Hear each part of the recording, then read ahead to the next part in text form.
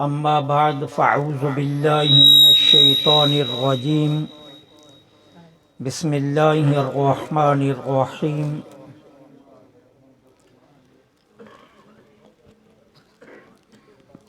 قل ان کان آباؤکم وابناؤکم واخوانکم وازواجکم وعشیرتکم وَأَمْوَالٌ اقْتَرَفْتُمُوهَا وَتِجَارَةٌ تَخْشَوْنَ كَسَادَهَا وَمَسَاكِنُ تَرْضَوْنَهَا أَحَبَّ إِلَيْكُم مِّنَ اللَّهِ وَرَسُولِهِ وَجِهَادٍ فِي سَبِيلِهِ فَتَرَبَّصُوا حَتَّى يَأْتِيَ اللَّهُ بِأَمْرِهِ وَاللَّهُ لَا يَهْدِي الْقَوْمَ الْفَاسِقِينَ آمنت باللہ صدق اللہ العظیم وصدق رسولہ النبی الکریم الامین ونحن علی ذلک لمن الشاہدین والشاکرین والحمد للہ رب العالمین۔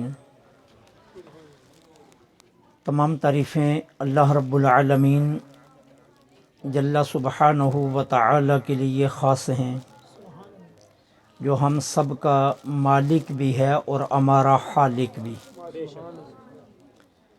وہی معبود حقیقی ہے، وہ وحدہ لا شریک ہے، کوئی اس کا شریک نہیں ہے۔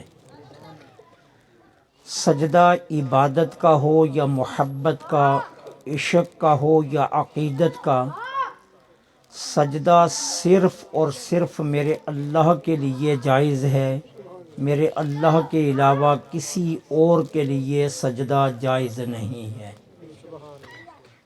میرا رب اتنا رحیم ہے کہ دنیا کی کوئی ماں اتنی جلدی راضی نہیں ہوتی جتنا جلدی میرا رب راضی ہو جاتا ہے،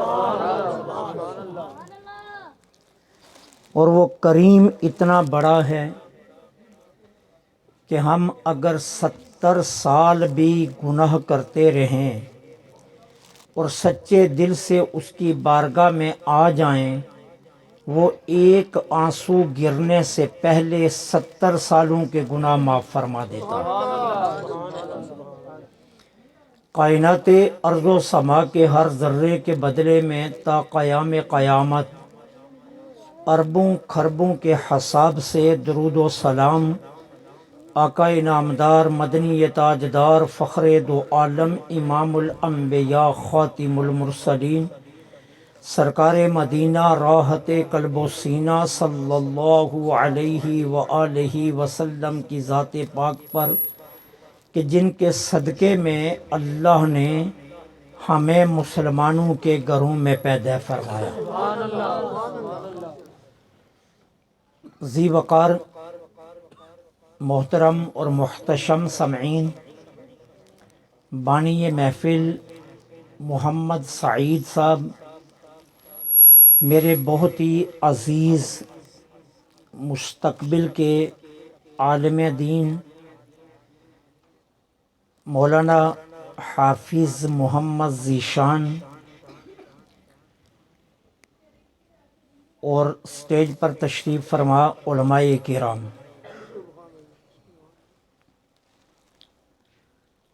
اللہ جل سبحانہ و تعالی نے ہمارے اوپر اپنے محبوب کریم علیہ الصلاۃ والسلام کی محبت کو واجب فرمایا ہے۔ آپ اب اس کو نہ چھوڑ کر آرام سے بیٹھ جائیں۔ بس اللہ نے اپنے محبوب کی محبت کو ہمارے اوپر واجب فرمایا۔ آپ جتنے احباب یہاں بیٹھے ہیں یا جہاں تک میری آواز جا رہی ہے، آپ سب جانتے ہیں کہ نماز نہ پڑھنا یہ گناہ ہے۔ اگر اللہ نے دولت دی ہے اور پھر زکوٰۃ نہ دینا یہ گناہ ہے۔ اللہ نے پیسہ دیا ہے، صحت بھی دی ہے، تندرستی بھی دی ہے، اور پھر حج نہ کرنا یہ بھی گناہ ہے۔ رمضان المبارک کا مہینہ آ جائے اور اللہ صحت والی زندگی دے تو رمضان کے روزے نہ رکھنا یہ بھی گناہ ہے۔ جس طرح نماز نہ پڑھنا گناہ ہے، روزہ نہ رکھنا گناہ ہے، زکوٰۃ پیسے ہوتے ہوئے نہ دینا گناہ ہے، اسی طرح کلمہ پڑھنے کے بعد حضور سے محبت نہ کرنا بھی گناہ ہے۔ یہ بالکل اسی طرح گناہ ہے۔ ہم یہ سمجھتے ہیں کہ شاید یہ گناہ نہیں ہے، یہ بالکل اسی طرح گناہ ہے جس طرح نماز نہ پڑھنا گناہ ہے۔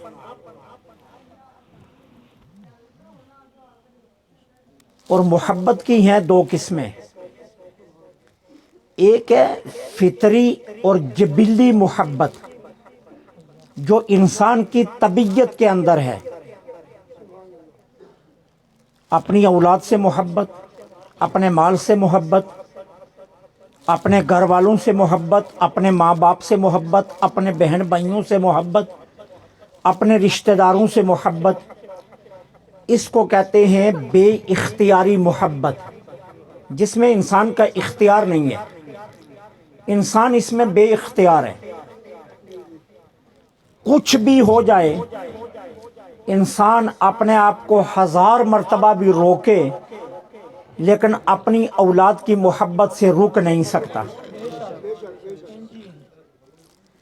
دادے کی کمر جھکی بھی ہوئی ہو، ٹانگیں کانپ بھی رہی ہوں، ہاتھوں میں تھر تھراہٹ بھی ہو اور جسم کمزوری سے لڑکھڑا بھی رہا ہو، تو اس کی خواہش ہوتی ہے کہ میں اپنے پوتے کو کاندھے پر بٹھا لوں۔ یہ جبلی محبت ہے اور یہ فطری محبت ہے، انسان اس سے بچ نہیں سکتا۔ اور ایک ہے شرعی محبت، ایک ہے دینی محبت، ایک ہے روحانی محبت۔ ہمارا داتا صاحب سے کوئی رشتہ نہیں، ہمارا فرید الدین گنج شکر سے کوئی رشتہ نہیں، ہمارا صوفی برکت علی صاحب سے کوئی رشتہ نہیں، ہمارا محدث اعظم پاکستان سے کوئی رشتہ نہیں، میرا اور آپ کا کوئی رشتہ نہیں۔ اب میری آپ سے محبت، آپ کی محدث اعظم پاکستان سے محبت، صوفی برکت علی صاحب سے محبت، حضور داتا علی اجمیری سے محبت، یہ ہے روحانی محبت، اور یہ ہے ہمارے اختیار میں۔ جس کا جی چاہتا ہے وہ کرتا ہے، جس کا جی نہیں چاہتا وہ نہیں کرتا۔ اب اللہ قرآن میں کیا فرما رہا ہے کہ ایمان والو، محبت ہو روحانی یا فطری، محبت ہو جبلی یا شرعی، محبت ہو تمہاری اختیار کی یا بے اختیار کی، تمہاری ساری محبتوں کا مرکز میرا محبوب ہونا چاہیے۔ میرے محبوب کے علاوہ کوئی اور نہیں ہونا چاہیے، صرف میرا محبوب ہے جو تمہاری ساری محبتوں کا مرکز ہے، اور تمہاری ساری محبتیں میرے محبوب کے لیے رہنی چاہیے۔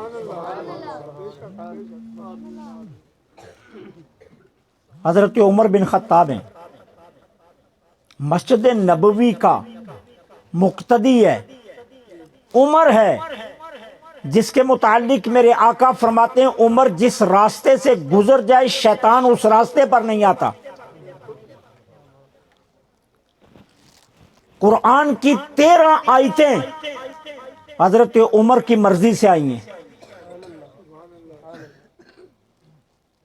پردے کا حکم عمر کی مرضی سے آیا، شراب کی حرمت عمر کی مرضی سے آئی، گدھے کا حرام کیا جانا یہ عمر کی مرضی سے حکم آیا، اس طرح قرآن کی 13 آیات ہیں جو حضرت عمر کی مرضی سے آئی۔ وہ عمر ایک دن حضور کے ساتھ کھڑے ہیں، عرض کرتے ہیں اللہ کے رسول مجھے اپنی جان پیاری ہے، اور جان کے بعد جو سب سے زیادہ پیار ہے مجھے وہ آپ کی ذات کے ساتھ ہے۔ مجھے اپنے ماں باپ اتنے پیارے نہیں جتنے یا رسول اللہ آپ پیارے ہیں، اپنی اولاد اتنی پیاری نہیں جتنے آپ پیارے ہیں، اپنا مال، اپنے بچے، اپنی بیوی اتنی پیاری نہیں، اپنا خاندان اتنا پیارا نہیں، اپنی دولت اتنی پیاری نہیں یا رسول اللہ جتنے آپ پیارے ہیں۔ میرے آقا نے حضرت عمر کی طرف دیکھا، فرمایا عمر بڑے افسوس کی بات ہے تو ابھی تک مومن ہی نہیں بن سکا۔ اب حضرت عمر پریشان ہو گئے، یا رسول اللہ میں نمازیں تو پوری پڑھتا ہوں اور آپ کے پیچھے پڑھتا ہوں، میں نے کلمہ پڑھا ہے اور آپ کے ہاتھ پر بیعت کی ہے، کائنات میں آپ سے بڑا پیر کوئی نہیں ہے، حضور کیا میں ابھی بھی مومن نہیں ہوں؟ فرمایا عمر ابھی بھی مومن نہیں۔ حضور پھر مومن بننے کا نسخہ کیا ہے؟ میرے آقا نے فرمایا عمر اپنی جان سے بھی زیادہ پیار مجھ سے کرے گا تو مومن بنے گا۔ تجھے اپنی جان سے بھی زیادہ پیار میری ذات کے ساتھ ہونا چاہیے، اور جب تجھے میری ذات سے پیار سب سے زیادہ ہوگا اس دن تو مومن بن جائے گا۔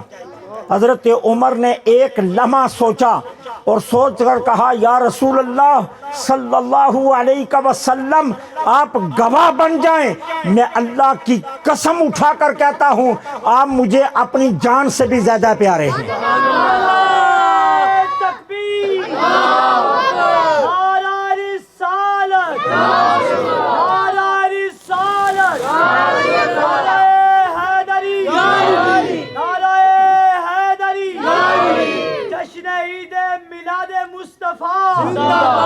جشن عید میلاد النبی، نعرہ رسالت۔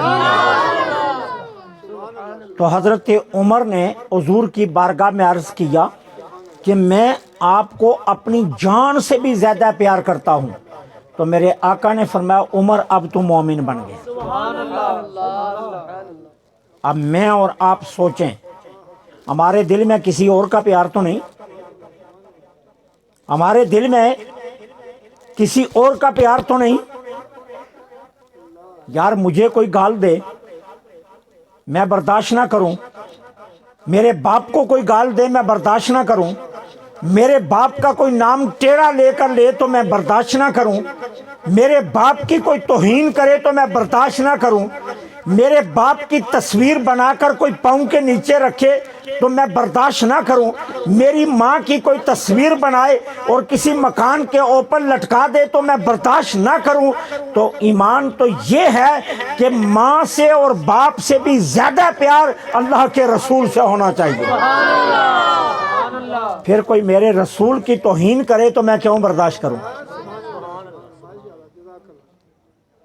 ایمان تو یہ ہے کہ کوئی میرے رسول کی توہین کرے تو میں سب کچھ قربان کر جاؤں اور اپنے رسول کی توہین نہ ہونے دوں۔ تو یہ ہے حضور کی ذات کے ساتھ سچا پیار۔ اب دیکھیے صحابہ حضور سے کیسے پیار کرتے تھے۔ غزوہ بدر کا موقع ہے، اب جنگ شروع ہونے لگی، میدان بدر ہے، کافروں نے اپنی صفیں بنا لی اور ابو جال نے آ کر کافروں کی صفیں سیدھی کر دی، تو میرے نبی بھی صحابہ کو میدان میں لے آئے۔ اب صحابہ کی صفیں میرے نبی سیدھی کرنے لگے تو حضرت سواد رضی اللہ تعالی عنہ سب سے تھوڑے سے آگے تھے۔ میرے آقا کے ہاتھ میں نیزہ تھا، نیزے کے آگے ابھی نوک نہیں لگی ہوئی تھی، نیزے کے آگے ابھی کوئی بالا نہیں لگا ہوا تھا، نیزے کے آگے ابھی چھری نہیں لگی ہوئی تھی، نیزہ خالی تھا۔ میرے آقا نے حضرت سواد کے سینے پر نیزہ ٹھونکا اور ٹھونک کر کہا سواد پیچھے ہو اور صف کو برابر کر۔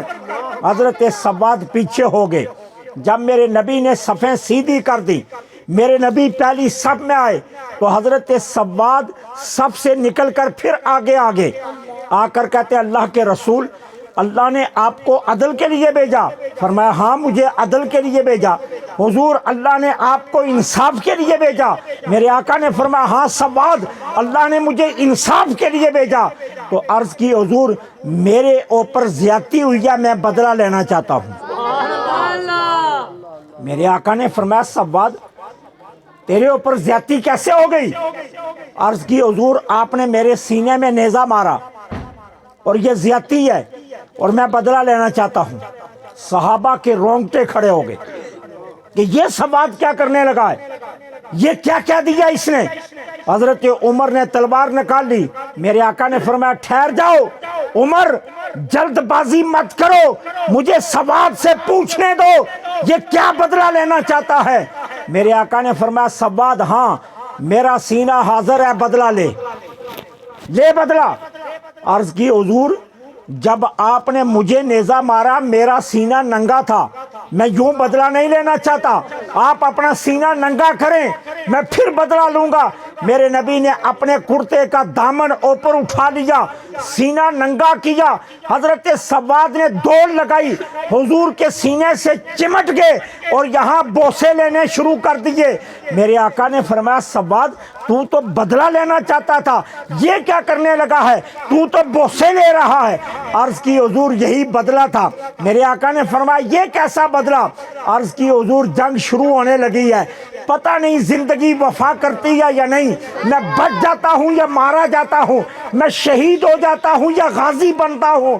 میں چاہتا ہوں میں اللہ کی بارگاہ میں ایسے جاؤں کہ میرے اونٹ آپ کے جسم سے لگے ہوں، اللہ کی بارگاہ میں جب اللہ پوچھے سواد کیا لایا ہے تو میں کہہ دوں گا اپنے اونٹ نبی کے سینے سے لگا کر لایا۔ نعرہ تکبیر، نعرہ رسالت، نعرہ تحقیق، نعرہ حیدری، تاجدار ختم نبوت، تاجدار ختم نبوت، لبیک لبیک لبیک یا رسول اللہ، لبیک لبیک لبیک یا رسول اللہ، لبیک لبیک لبیک یا رسول اللہ۔ حضرت سواد نے حضور سے اپنی محبت کا اظہار یوں کیا کہ یہ حضور مجھے نمازوں پر کوئی یقین نہیں، مجھے اپنے اعمال پر کوئی یقین نہیں۔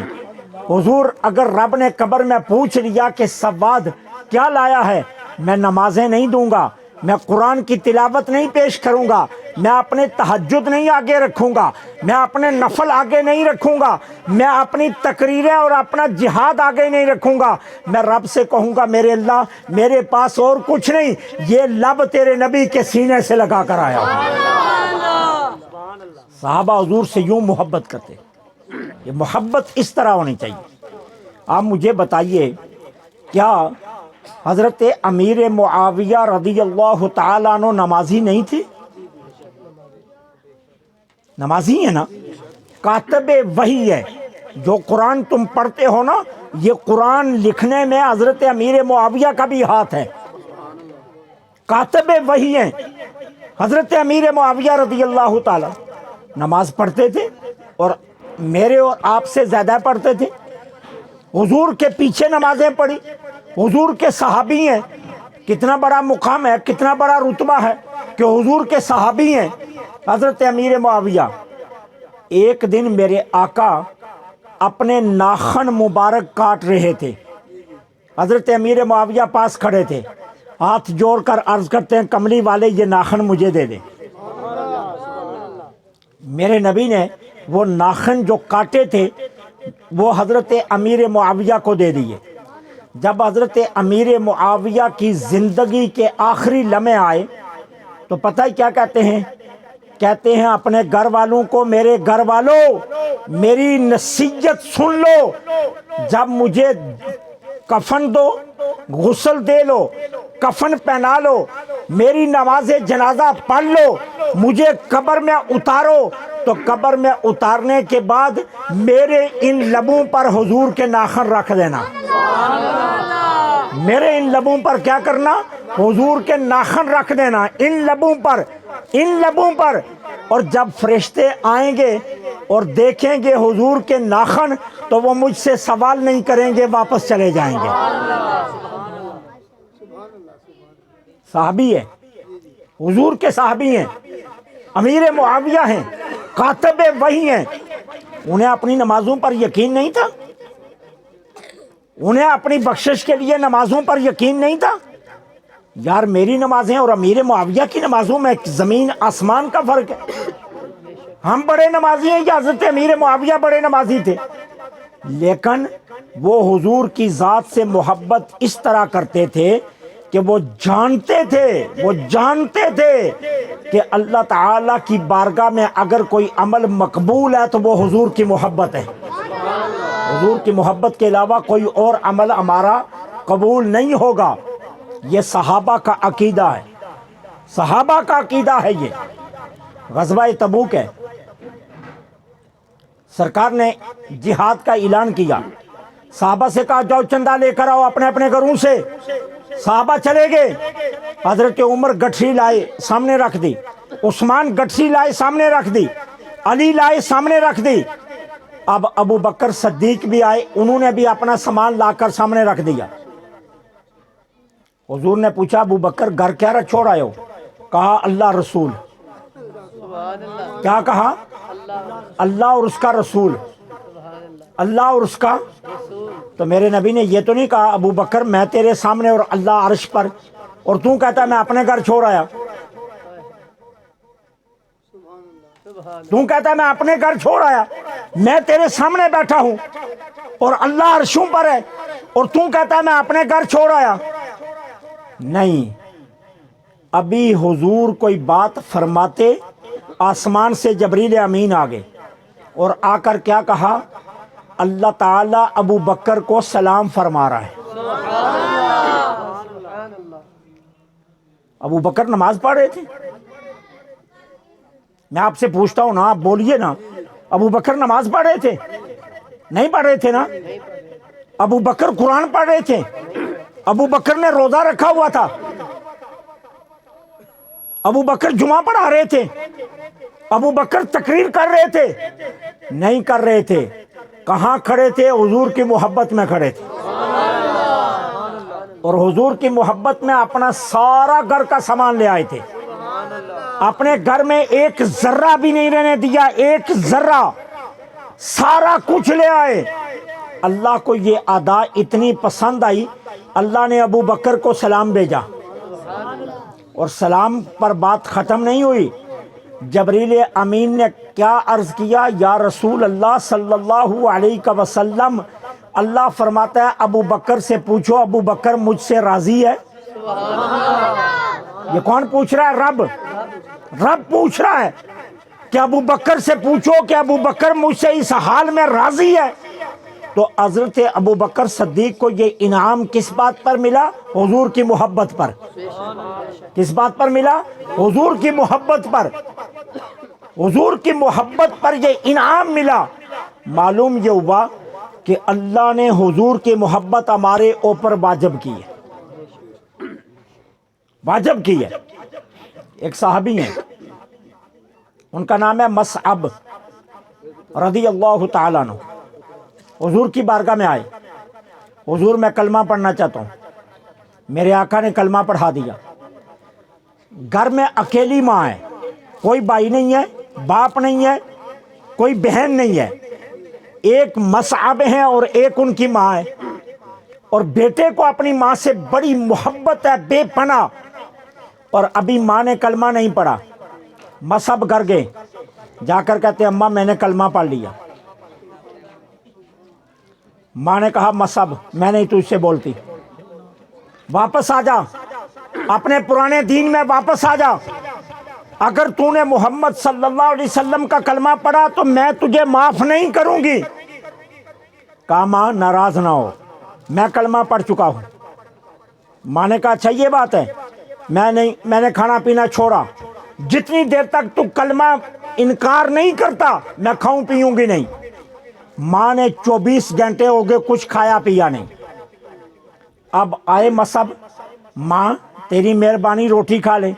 کہا نہیں کھاؤں گی، اگر روٹی کھلانی ہے نا، پانی پلانا ہے تو محمد صلی اللہ علیہ وسلم کے کلمے کا انکار کر. کہا ماں تیری مہربانی میں ہاتھ جوڑتا ہوں، تو مہربانی کر، تو کھانا کھا. کہا نہیں. ماں نے چارپائی گھسیٹی اور دھوپ میں لے گئی اور جا کر دھوپ میں لیٹ گئی اور لیٹ کر کہتی ہے اب دھوپ میں مر جاؤں گی اگر تو نے محمد صلی اللہ علیہ وسلم کو نہ چھوڑا تو. حضرت مصعب نے دیکھا کہ میری ماں ضد پر آ گئی ہے، تو حضرت مصعب اپنی ماں کے پاس بیٹھ کر پتہ ہے کیا کہتے ہیں؟ وہ جملے یاد رکھنا، مہربانی کر کے یہ جملے یاد رکھنا. کہا ماں تیرے جسم میں ایک جان ہے نا، ایک جان، تیرے جسم میں ایک ہی جان ہے نا. اگر اللہ تیرے جسم میں 1000 جان ڈال دے اور ایک جان نکلے تو کہ محمد کو چھوڑ دے، دوسری جان نکلے تو کہ محمد کو چھوڑ دے، تیسری جان نکلے تو کہ محمد کو چھوڑ دے، ماں تیری 1000 جان قربان کر دوں گا، اپنے آقا کو نہیں چھوڑوں گا.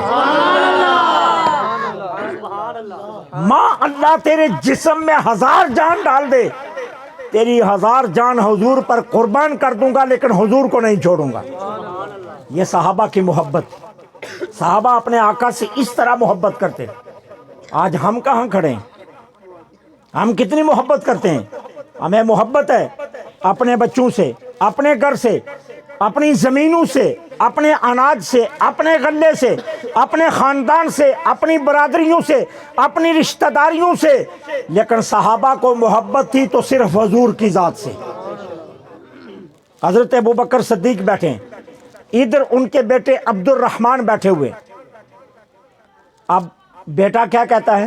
ابا جان جب بدر کی جنگ ہو رہی تھی نا تو آپ میری تلوار کے نیچے 3 مرتبہ آئے، میں نے کہا میرا باپ ہے، میں نے چھوڑ دیا. اب عبد الرحمن تھے کافروں کی طرف سے اور ابو بکر صدیق لڑ رہے تھے رسول اللہ کی طرف سے. ابھی بیٹے نے کلمہ نہیں پڑھا تھا. اب جب کلمہ پڑھ لیا بیٹے نے بھی تو ایک دن باپ بیٹا بیٹھے گٹھے کھانا کھا رہے ہیں تو بیٹا باپ کو کیا کہتا ہے؟ ابا جان بدر کے دن آپ 3 مرتبہ میری تلوار کے نیچے آئے، میں نے چھوڑ دیا. میں نے کہا میرا باپ ہے. حضرت ابوبکر صدیق نے جو کہا وہ سننا. کہا بیٹے تو نے تو 3 مرتبہ چھوڑا نا، اگر تو 1 مرتبہ بھی میری تلوار کے نیچے آتا میں نہ چھوڑتا، میں تجھے بیٹا نہ گنتا، میں کہتا اللہ کے رسول کا دشمن ہے، میں مار دیتا. صحابہ کی یہ محبت. صحابہ حضور سے اس طرح محبت کرتے تھے.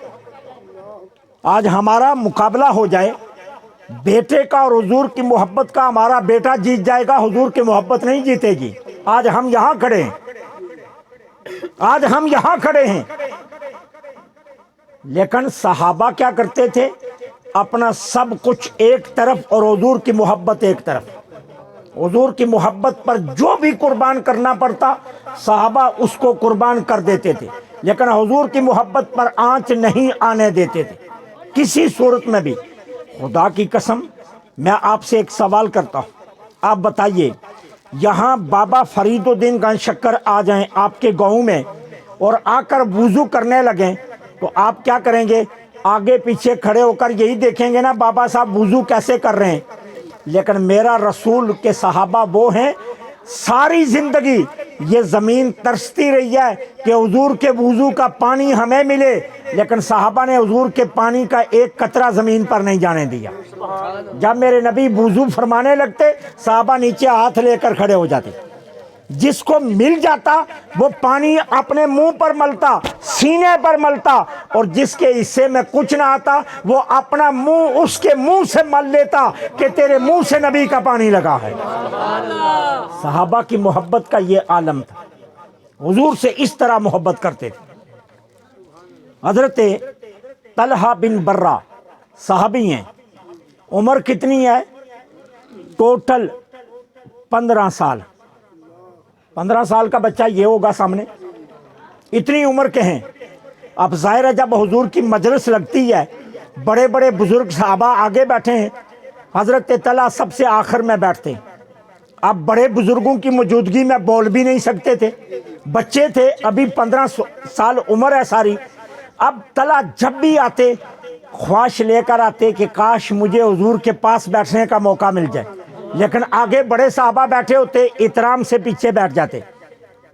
احترام سے پیچھے بیٹھ جاتے، اب بولنے لگتے، پھر خیال آتا بڑے صحابہ بول رہے ہیں میں نہیں بولوں، یہ بے ادبی ہے، چپ کر جاتے۔ ایک دن دوپہر کے وقت مدینے کی گلی میں کھڑے تھے، دیکھا کیا حضور آ رہے ہیں اکیلے، حضور بھی اکیلے ہیں اور طلحہ بھی اکیلے ہیں۔ کہا طلحہ آج سے بہتر موقع نہیں مل سکتا، دوڑ لگائی، حضور کے پاس پہنچ گئے۔ حضور کے پاس پہنچے تو ذرا دیکھنا محبت کا کیا انداز ہے، حضور کے کرتے کا پلو اٹھایا اور حضور کے پیٹ پر بوسے دینے شروع کر لیے، چمٹ گئے حضور سے، کرتا ہٹا کر حضور کے جسم سے چمٹ گئے۔ میرے آقا نے فرمایا طلحہ یہ کیا کر رہا ہے؟ عرض کی حضور آج ہی تو موقع ملا ہے، بڑے صحابہ سامنے بیٹھے ہوتے ہیں، مجھے موقع نہیں ملتا، آج آپ بھی اکیلے میں بھی اکیلا، حضور آج مجھے محبت کرنے دیں۔ میرے آقا نے کہا طلحہ کر لو جتنی محبت کرتے ہو، خوب بوسے لیجئے۔ جب خوب بوسے لے لیجئے نا تو عرض کیا کرتے ہیں حضور جو آپ کو پسند ہے نا وہ ارشاد فرما دیں، میں رب کی قسم اٹھاتا ہوں اپنی جان قربان کر دوں گا لیکن وہی کام کروں گا جو آپ کو پسند ہے۔ میرے نبی طلحہ کی اس بات پر اتنے خوش ہوئے، حضرت طلحہ کی بازوؤں کے نیچے میرے نبی نے ہاتھ دیے، حضرت طلحہ کو اٹھایا سینے سے لگا لیا اور سینے سے چمٹا کر کہا طلحہ آج تو نے اللہ کے رسول کو خوش کر دیا، آج تیرا رب بھی تجھ سے خوش ہو گیا ہے۔ صحابہ اس طرح میرے نبی سے محبت فرما، اس طرح حضور سے محبت صحابہ کی تھی۔ آج ہم وہ محبت نہیں کرتے۔ اگر ہماری محبت صحیح ہوتی تو فرانس والوں کی جرأت تھی ہمارے آقا کے خاکے بنا جاتے، کسی بدبخت کو جرأت تھی کہ وہ لاؤڈ سپیکر پر ہمارے نبی کی توہین کرتا، کسی بد نصیب کو یہ ہمت ہو سکتی تھی کہ ہمارے نبی کی شان کے خلاف لفظ بولتا۔ یہ کیوں ہو رہا ہے؟ اس لیے کہ آج ہمارے دلوں میں وہ محبت نہیں رہی ہے جو صحابہ کے دلوں میں محبت تھی۔ کوئی ایک بات کہتا نا عمر تلوار نکال لیتے۔ عمر کیا کہتے تھے؟ خبردار، عمر کے ہوتے ہوئے اگر کسی نے حضور کی شان میں بے ادبی کی نا میں گردن اڑا دوں گا۔ میرے آقا حدیبیہ کے مقام پر بیٹھے ہیں، کافروں نے روک لیا، ہم آپ کو عمرہ نہیں کرنے دیں گے۔ اب مذاکرات شروع ہوئے، صلح نامہ لکھا گیا۔ صلح نامہ جب لکھنے لگے تو حضرت علی نے لکھا، تو حضرت علی نے کیا لکھا؟ ھذا من محمد الرسول اللہ، یہ اللہ کے رسول محمد صلی اللہ علیہ وسلم کی طرف سے ہے۔ اب کافروں کا جو سفیر آیا تھا اس کا نام تھا مسعود ثقفی، جو بعد میں مسلمان ہوئے، اس وقت مسلمان نہیں تھے۔ مسعود ثقفی نے کہا حضور سے اگر ہم آپ کو اللہ کا رسول مان لیں تو جھگڑا ختم، ہم آپ کو اللہ کا رسول نہیں مانتے، لہٰذا یہ جو لکھا ہے نا ھذا من محمد الرسول اللہ، اسے کاٹو اور یہاں لکھو ھذا من محمد بن عبداللہ، یہ لکھو، رسول اللہ نہ لکھو۔ سرکار نے حضرت علی کو بلایا، علی اسے کاٹ کر محمد بن عبداللہ لکھ دو۔ حضرت علی کی آنکھوں میں آنسو آ گئے، عرض کی حضور علی جان دے سکتا ہے، محمد الرسول اللہ نہیں کاٹ سکتا، یہ لفظ نہیں کاٹ سکتا۔ آج تو مسجدوں سے یا رسول اللہ کاٹا جاتا ہے نا۔ علی نے کہا علی جان دے دے گا، علی اپنی جان قربان کر دے گا، یہ لفظ نہیں کاٹے گا۔ حضور نے کہا علی میں حکم دیتا ہوں کاٹ دو۔ کہا حضور آپ کا حکم سر آنکھوں پر، لیکن علی کی محبت ہے میں نہیں کاٹوں گا، میں یہ لفظ نہیں کاٹوں گا۔ پھر سرکار نے اپنے ہاتھ مبارک سے وہاں وہ لفظ مٹا کر محمد بن عبداللہ لکھا۔ صاحبو یہ صحابہ کی محبت ہے، اس طرح صحابہ میرے آقا کی ذات سے محبت کرتے تھے۔ آج بھی اگر ہم اپنے صحیح مقام پر آ جائیں، ہمارے دلوں میں حضور کی محبت آج بھی اس لیول کی آ جائے، اس سٹیج کی آ جائے کہ دنیا کی ساری محبتیں ایک طرف اور حضور کی محبت سب سے اونچی ہو، تو پھر دنیا میں کسی کو جرأت نہیں ہوگی ہمارے نبی کے خاکے بنائے، کسی کو یہ ہمت نہیں ہوگی کہ ہمارے نبی کی توہین کر سکے، ہمارے نبی کا اسم مبارک کاٹ سکے، یہ تبھی ہوتا ہے جب ہم کمزور پڑ گئے ہیں، ہماری محبتیں کمزور پڑ گئیں۔ اپنی محبتوں کو سلامت کرو، اپنے آقا سے جڑ جاؤ، اپنا قبلہ صحیح سمت لے آؤ اور اپنا رخ سبز گنبد کی طرف کر لو۔ حضور کی محبت جس دل میں ہوتی ہے، خدا کی قسم اللہ بھی اس دل کی طرف دیکھتا۔ نہیں تو قرآن پڑھ کر دیکھ لو، قرآن پڑھ کر دیکھ لو، صحابہ جدھر جاتے تھے رب ادھر دیکھا کرتا تھا، ادھر دیکھا کرتا تھا۔ کیوں دیکھتا تھا؟ ابو بکر صدیق جدھر چلے رب ادھر دیکھ رہا ہے، عمر جدھر چلے رب ادھر دیکھ رہا ہے، عثمان جدھر چلے رب ادھر دیکھ رہا ہے، علی جدھر چلے رب ادھر دیکھ رہا ہے۔ کیوں دیکھ رہا ہے؟ اللہ دیکھ رہا تھا کہ ان کے دلوں میں میرے محبوب کی محبت ہے، اور جس دل میں حضور کی محبت آ جاتی ہے اللہ تعالیٰ بھی اس دل کی قدر کرتا ہے، اس وجود کی قدر کرتا ہے، اس گھر کی قدر کرتا ہے۔ یارو جس گھر میں میرے نبی کا ذکر ہو اللہ تو اس گھر کی بھی قدر کرتا ہے، اللہ تو اس گھر کا بھی جو ہے نا دھیان رکھتا ہے کہ یہ وہ گھر ہے جہاں میرے محبوب کا ذکر ہوا۔ اس لیے اپنی محبتیں صحیح سمت لے آؤ، حضور کی ذات سے ٹوٹ ٹوٹ کر محبت کرو۔ حضرت خدیجہ الکبریٰ کو کون نہیں جانتا؟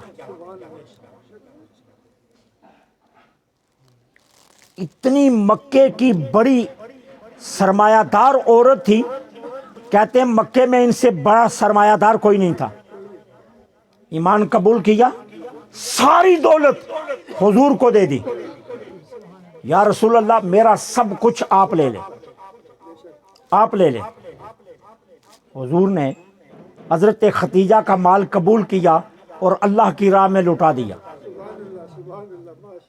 حضرت خدیجہ بیمار ہو گئی، بستر پر لیٹی ہیں، زندگی کا آخری وقت ہے۔ حضرت فاطمہ زہرا کو بلایا، کہا بیٹی اپنے ابا کے پاس جاؤ۔ اماں جان کیا عرض کروں؟ ابا جان سے کہنا جو چادر اوپر لی ہوئی ہے نا یہ چادر مجھے دے دیں۔ سیدہ فاطمہ حضور کے پاس آئی، ابا جان، اماں جان کہتی ہیں یہ چادر مجھے دے دیں۔ میرے آقا نے فرمایا فاطمہ جا کر ماں سے پوچھو اس چادر کو کرے گی کیا، یہ چادر کس لیے مانگ رہی ہے، کس لیے مانگ رہی ہے؟ حضرت فاطمہ گئی، پوچھا اماں جان یہ چادر کیا کرنی ہے؟ کہا بیٹی یہ چادر میں چاہتی ہوں میرے کفن میں مجھے دی جائے، میرے کفن میں یہ چادر مجھے دی جائے۔ اب میں آپ سے پوچھتا ہوں حضرت خدیجہ نے جتنی سخاوت کی کوئی کر سکتا ہے؟ جن حالات میں حضرت خدیجہ نے ایمان قبول کیا کوئی کر سکتا ہے؟ جتنی عبادت حضرت خدیجہ نے کی کوئی کر سکتا ہے؟ حضور غار حرا میں بیٹھے ہوتے، مکہ سے کھانا پکاتی پیادل چل کر غار حرا میں دے کر آتی، حضور کو کھانا پیادل جا کر دے کر آتی غار حرا میں۔ اتنی خدمت میرے نبی کی۔ یارو جس کا جسم میرے نبی کے جسم سے لگا کائنات میں وہ کتنی عظیم ہوگی۔ جو فاطمہ کی ماں ہے، جو حسنین کریمین کی نانی ہے، کتنا اس کا رتبہ ہوگا، لیکن انہیں بھی کیا ہے، حضور کی ذات سے اتنی محبت ہے، وہ چاہتی ہیں کہ میں اللہ کی بارگاہ میں جب قبر میں جاؤں تو حضور کی چادر میرے پاس ہو، فرشتے آئیں اور پوچھیں خدیجہ نمازیں، میں کہوں نماز نہیں، قرآن کی تلاوت میں کہوں نہیں، میں مجھ سے پوچھیں کوئی اور عمل تو میں حضور کی چادر آگے کر دوں کہ میں اپنے آقا کی چادر لے کر آئی ہوں، فرشتے اس چادر کا حیا کریں گے۔ یہ حضرت خدیجہ کا ایمان ہے، یہ حضرت خدیجہ کی محبت ہے، یہ حضرت خدیجہ کا عقیدہ ہے کہ اگر قبر میں میرے پاس رسول اللہ کی چادر ہوئی تو قبر میں اللہ چادر کا بھی حیا کرے گا اور فرشتے بھی حیا کریں گے۔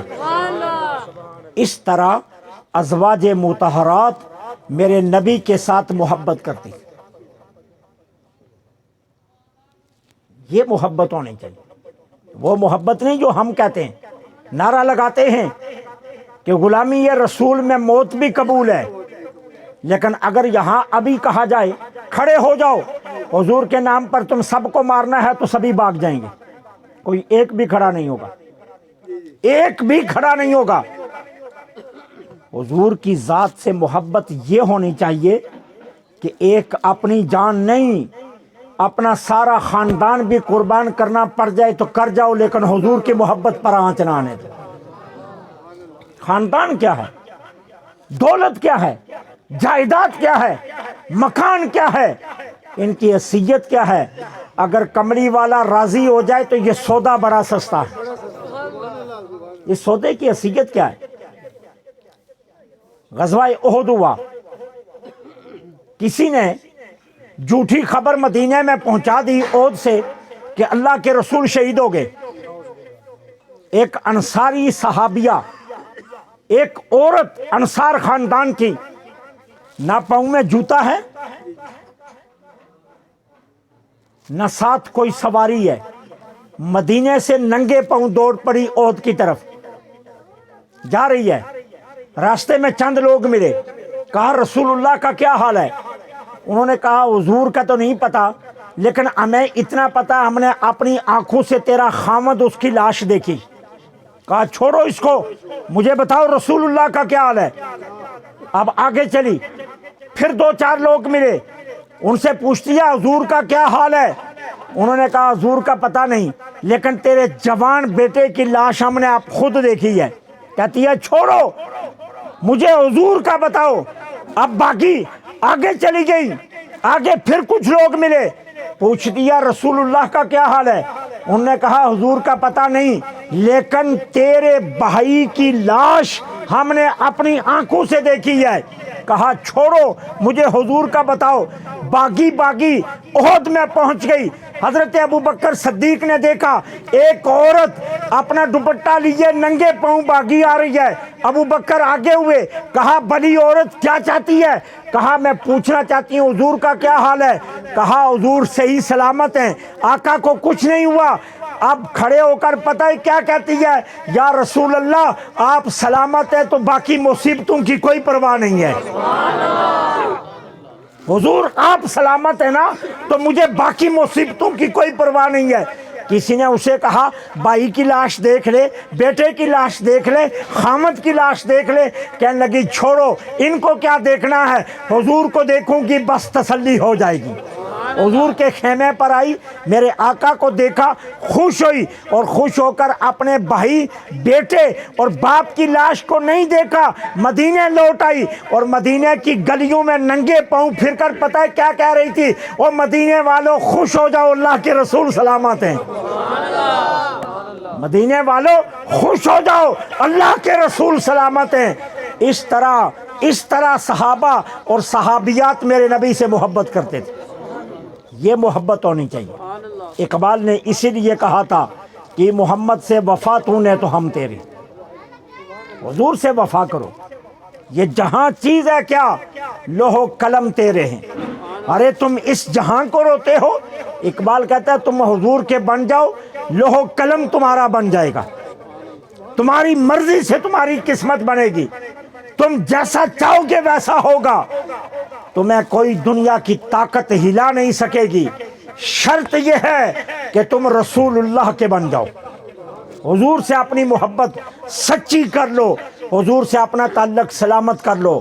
میری دعا ہے اللہ کریم ہماری آج کی اس محفل کو اپنی بارگاہ میں قبول فرمائے، آپ کو اللہ سدا سلامت رکھے، اللہ اس سارے گہوں میں برکتیں عطا فرمائے، ہمارے بھائی سعید صاحب اور ان کے تمام خاندان کے لوگوں کو اللہ اس میلاد پاک کی برکتیں نصیب فرمائے، اور جنہوں نے سنا گھر بیٹھ کر یہاں آ کر اللہ آپ کو دین دنیا کی ہر دولت، ہر خوشی، ہر نعمت، ہر سکون عطا کرے، اور اللہ مجھے آپ کو عمل کی توفیق عطا فرمائے۔ وما علینا الا البلاغ۔